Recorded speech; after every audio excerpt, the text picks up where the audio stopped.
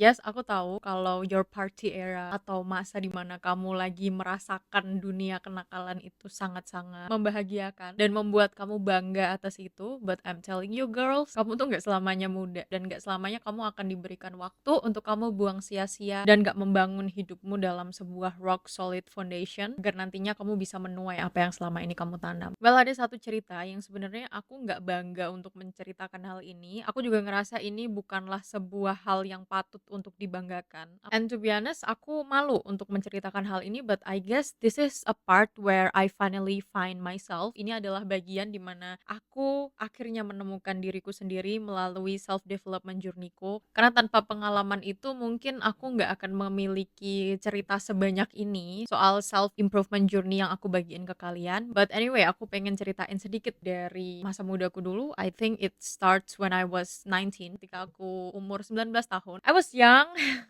I was finding myself. Aku mencoba menemukan jati diri. Aku ketemu sama teman-teman baru, aku ketemu sama lingkungan baru, and it feels like aku keluar dari kandang. Bener-bener belajar hidup mandiri, bener-bener mencoba untuk mengetahui kehidupanku sendiri. But at that time, itu merupakan sebuah momen di mana it has a huge turning point for me. Di mana di situ karena aku ngerasa nggak ada kontrol dari siapapun, aku ngerasa bahwa aku mulai bebas, aku bisa mengambil keputusan semau aku, and I jump into the lifestyle yang aku sebut ini party era. Again, I'm not proud of it, but I was the girl where you can always find me in Friday night in every club. Karena dulu aku merasa bahwa segala macam jawaban dari keresahan hatiku, segala macam masalah yang aku hadapi itu selesai dengan alkohol dan sebuah party. Datang ke klub, ketemu sama teman-teman, chill, and feeling like life is always on top tanpa aku berpikir panjang setelahnya. Kalau Tuhan nggak getok palu di saat itu antara kamu berhenti dari zona yang seperti ini atau aku akan meninggalkan kamu, kayaknya mungkin aku nggak selamat gitu. Kayaknya mungkin aku nggak bakal berdiri di sini melanjutkan apa yang dulunya sudah Tuhan berikan visi di aku di usiaku yang juga 19 tahun. Tapi karena aku terjerumus sama hal yang seperti itu, akhirnya aku berhenti, yaitu aku di YouTube ini aku sempat berhenti sekitar 2 atau 3 tahun aku lupa. Dan dari situ ya masa turning point aku bilang. Sebenarnya aku di sini nggak menyalahkan bahwa party itu akan selalu buruk. Party itu adalah sebuah hal yang harus banget kamu hindari. Dan aku nggak mencoba untuk jadi orang yang paling religius di sini. No, in my spiritual journey aku masih banyak up and down-nya. Aku juga mencoba untuk terus selalu bikin diriku on track sama apa yang Tuhan kehendaki. Dan aku ceritain ke kamu cerita yang menurutku akan sangat bermanfaat buat kamu gitu. Kalau yang buruk buat apa aku ceritain gitu. Hai, selamat datang di She Creates Her. Jadi ini adalah series di mana kita sesama perempuan akan saling empowering satu sama lain. Ini aku sengaja shoot di video dan juga untuk podcast aku di sini.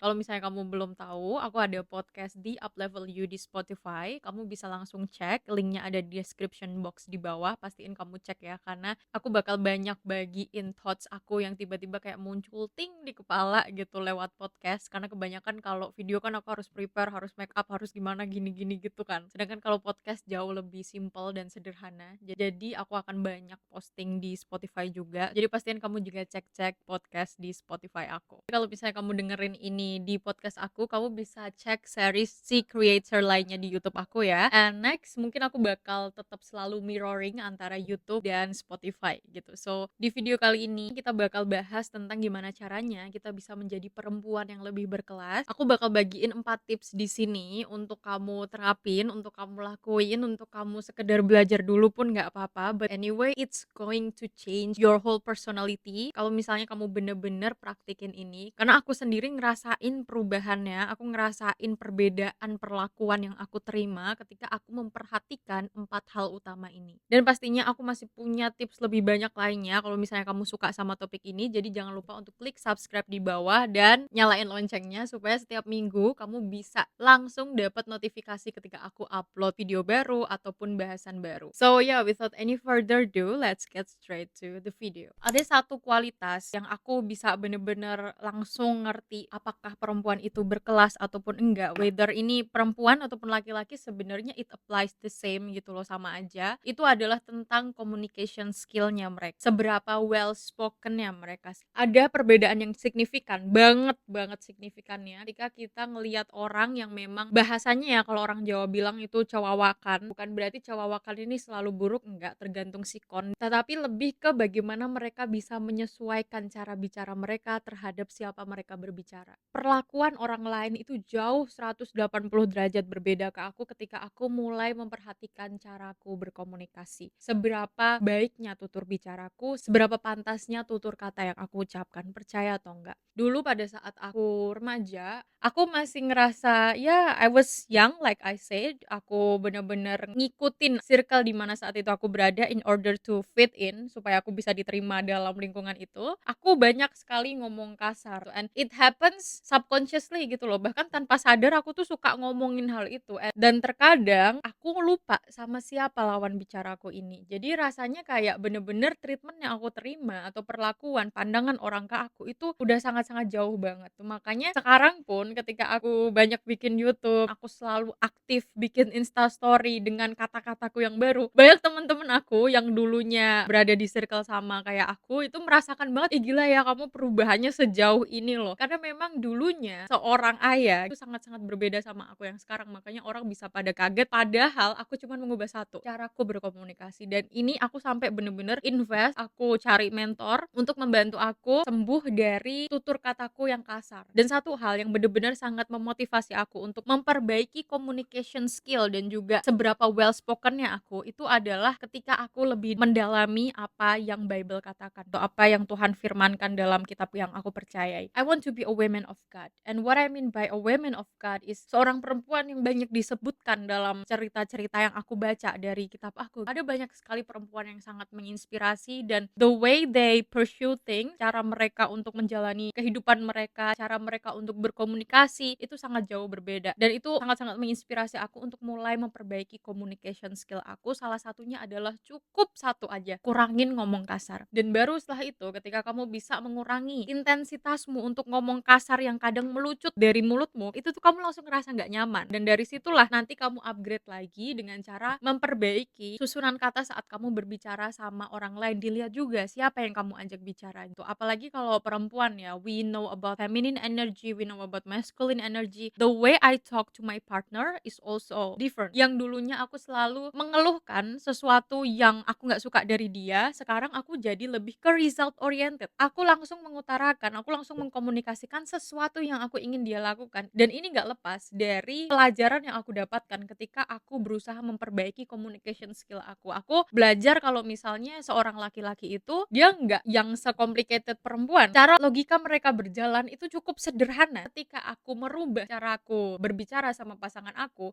selalu mendapatkan apa yang aku inginkan. Jadi instead of aku bicara, "Kenapa sih kamu nggak pernah ngabarin aku?" Aku ubah perkataan itu dengan cara yang lebih halus, dengan tutur kata yang lebih baik. "Sayang, bisa nggak besok lain kali kamu kabarin aku tuh, karena aku khawatir kalau misalnya kamu nggak kabarin aku." Itu bikin aku ngerasa kamu nggak sayang sama aku, padahal aku tahu kamu sayang sama aku kok. Jadi aku udah langsung drive ke sebuah hasil yang aku inginkan gitu loh. Jadi kayak aku pengen dia ngabarin aku, ya aku langsung ngomong. Hasil yang aku inginkan itu adalah kamu ngabarin aku tentang feelings aku berikan penjelasan di akhir supaya dia lebih paham juga apa yang aku inginkan dari pengeluhanku ini loh. Dan itu bener-bener mengubah segala macam game dalam hubungan aku sama partner aku. And the same way, ini terjadi ketika aku ketemu sama orang lain, apalagi ini relasi bisnis. Aku bener-bener perhatiin gitu caraku berbicara dan bagaimana aku mengeluarkan kata-kata yang aku inginkan. Mulai dari sering bilang permisi, terima kasih, maaf. Itu kan sebuah basic lessons banget ya. Tapi itu bener-bener mengubah cara mereka memperlakukan aku. Dan jujur dengan cara begitu aku jadi jauh lebih bangga sama diriku sendiri sebenarnya. Karena pertama aku dapat benefit di mana orang lain memperlakukan aku dengan cara yang berbeda, dan kedua aku merasa diriku jauh lebih berkelas dengan cara seperti itu. Aku nggak mencoba membuat orang lain terimpress atau terkesan sama sesuatu yang aku lakukan. No, I don't think about that. Tapi aku jauh lebih kayak fokus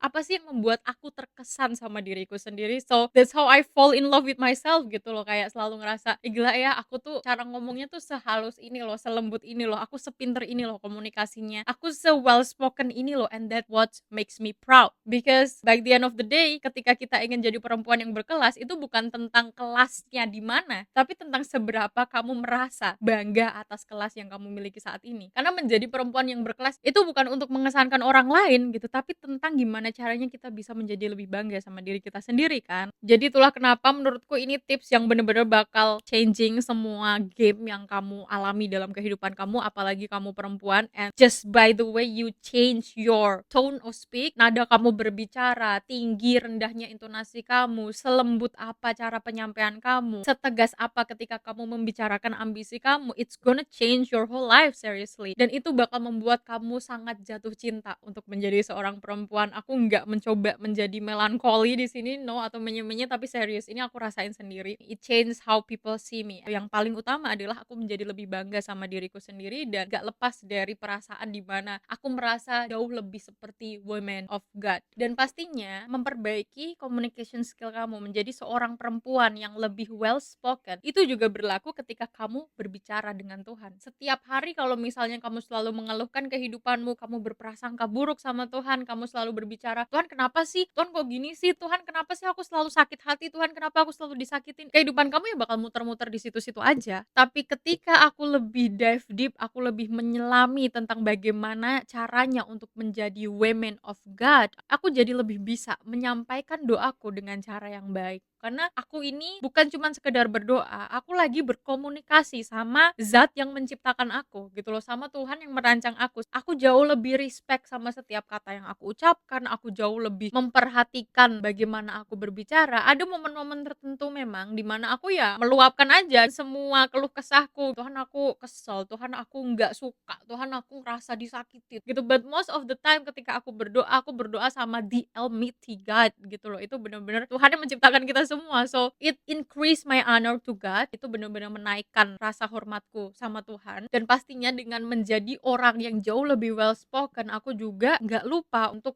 jadi lebih well spoken juga dalam berdoa, dalam berprasangka, dalam mengutarakan perasaanku sama Tuhan sendiri. Semakin kamu mengasah skill komunikasi kamu, semakin intuisimu bakal terlatih juga gitu. Makanya kenapa aku tekankan poin tentang berkomunikasi sama Tuhan di sini, ini benefitnya buat kamu juga. Semakin kamu memperbaiki komunikasi, pastinya akan ada sebuah trust build, kepercayaan yang terbangun antara hubungan kamu sama Tuhan, dan dari kepercayaan itu akan mempertajam intuisi kamu. Semakin sering kamu berbicara di dalam hati aja, selalu Tuhan tuh kasih sebuah intuisi. Ayah jangan kesana, ayah ini yang harus kamu lakuin, ayah kamu gak boleh malas-malasan. Ada aja intuisi yang selalu muncul. Itu benefit juga kan buat kita. Dan kalau dari apa yang kupercayai ya memang itu adalah sebuah tuntunan dari Roh Kudusnya Tuhan gitu. And it just giving me peace, ngerasa selalu terproteksi, ngerasa jadi perempuan yang kayak, kalian tau gak sih perasaan yang kayak, oh my god, I'm happy to be a woman, I love to be a woman. Aku gak tahu kenapa, ini tuh padahal sepele banget loh, cuman aku ngerasa perubahan yang luar biasa. And that's why you guys need to try that too. Satu hal ini juga gak kalah penting, kamu harus mulai perhatiin dan memprioritaskan kesehatan kamu. Tubuhmu itu adalah tempatmu untuk berkarya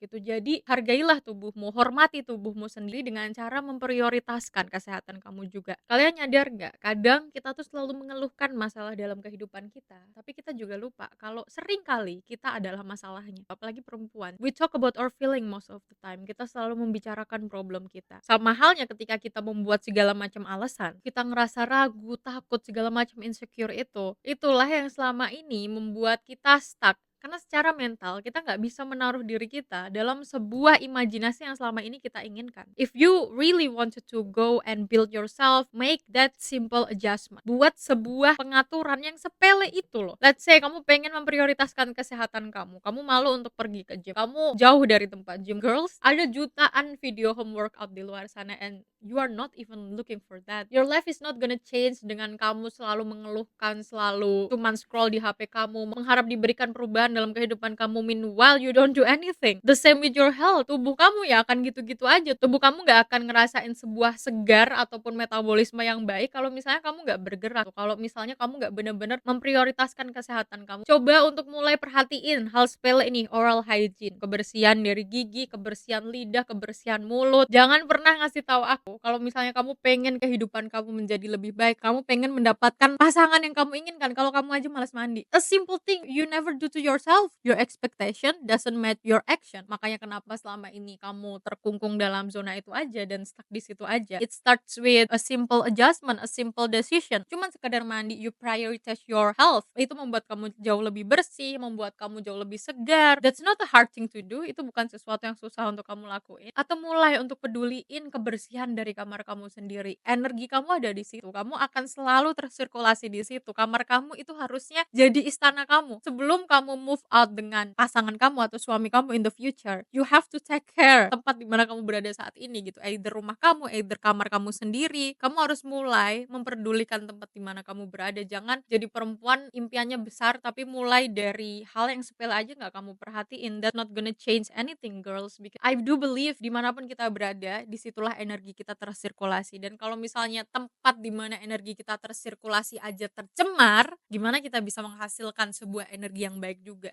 Prioritaskan higienisnya kamu, prioritaskan seberapa bersihnya kamu, prioritaskan kesehatan kamu. Dan buat para perempuanku di sini, again, kalau kamu ngerasa aku menjudge kamu, aku terlalu merasa superior daripada kamu, please. Aku udah sempet cerita tentang my darkest moment dan gimana aku get out dari hal itu. Nggak ada manfaatnya buat aku ngerasa jauh lebih superior daripada kamu, nggak ada manfaatnya buat aku ngejelek-jelekin kamu, enggak. Tapi kalau kamu ngerasa tersinggung dengan apa yang aku sampaikan, humble yourself because I used to be that person too. Aku pernah jadi orang yang seperti orang-orang yang tersinggung dengan nasihat yang cukup tajam kayak gini. Kenapa? Because I have a big ego. Aku merasa aku lebih superior, aku merasa lebih tahu dan ternyata malah dari situ aku jadi nggak tahu apa-apa. Again, kalau kamu merasa tersinggung atau tersentil egonya, aku minta maaf ya. Kita teman di sini. Aku di sini mencoba mengajak kamu untuk ayo kita sama-sama. Aku juga belum yang se-advance itu gitu. Aku nggak sempurna, banyak sekali kekuranganku and that's why I made this series She Creates Her supaya kita sama-sama saling admit kekurangan kita satu sama lain, bukan malah muter-muter hidupnya dalam kekurangan itu aja. Kita harus move on, kita harus mencoba untuk membangun lagi. Kita harus mencoba berikan ambisi besar buat ego kamu itu menjadi sebuah ambisi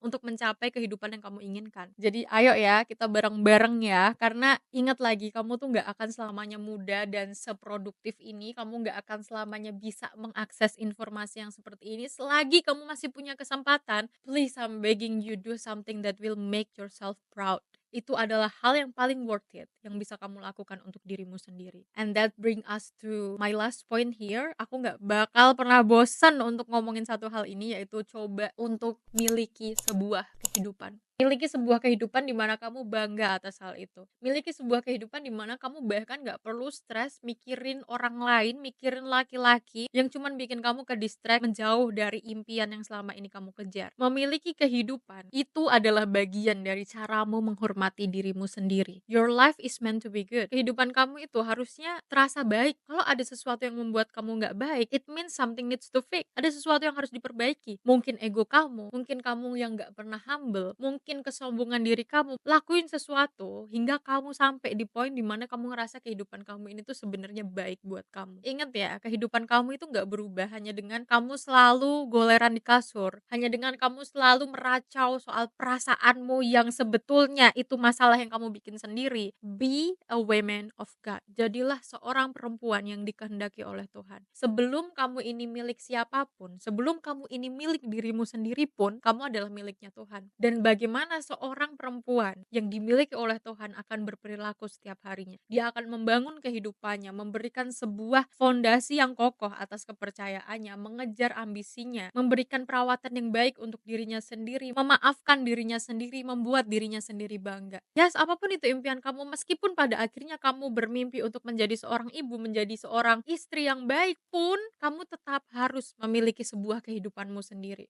Aku pernah di momen dimana aku sangat-sangat stres dan depresi hanya karena kehidupanku ya cuma soal laki-laki aja. Aku lupa untuk menaruh diriku sendiri dan itu endingnya nggak baik buat diriku, nggak baik untuk pasanganku, nggak baik juga untuk hubungan kami. Dan itu pelajaran terbesar buat aku untuk jangan pernah kehilangan dirimu sendiri. Karena ketika kamu fall in love, ketika kamu suka sama laki-laki yang saat ini kamu sukai, perasaan cinta itu adalah perasaan yang bagus sebetulnya. Itu perasaan yang mulia. I mean like God give us a feeling to love someone. It's the most beautiful thing ever. Dan itulah momen pada saat kamu menjadi dirimu sendiri. Tapi terlalu berlebihan atas itu. Sampai membuat cintamu itu menjadi kehidupan kamu dan kamu lupa untuk mencintai dirimu sendiri, itu juga hal yang gak benar juga. Karena Tuhan aja bilang, kasihilah sesamamu sebagaimana kamu mengasihi dirimu sendiri. Artinya, kamu juga harus mengasihi dirimu sendiri dulu, gitu, baru kamu bisa mengasihi sesamamu. Jadi jangan sampai poin utama itu dilupakan. Cara kamu mengasihi dirimu sendiri adalah buat sebuah kehidupan di mana kamu bangga atas itu. Ketika ketemu sama siapapun tuh kamu bisa ngasih tahu ke semua orang kalau misalnya, yes, this is me, this is what builds me. Ini adalah aku. Aku adalah seorang wanita yang bangga atas kehidupanku. Aku adalah seorang wanita yang punya eager untuk mewujudkan impianku. Again ya, bahkan pun untuk sekedar jadi istri yang menuruti suami, jadi perempuan yang nourishing keluarga kamu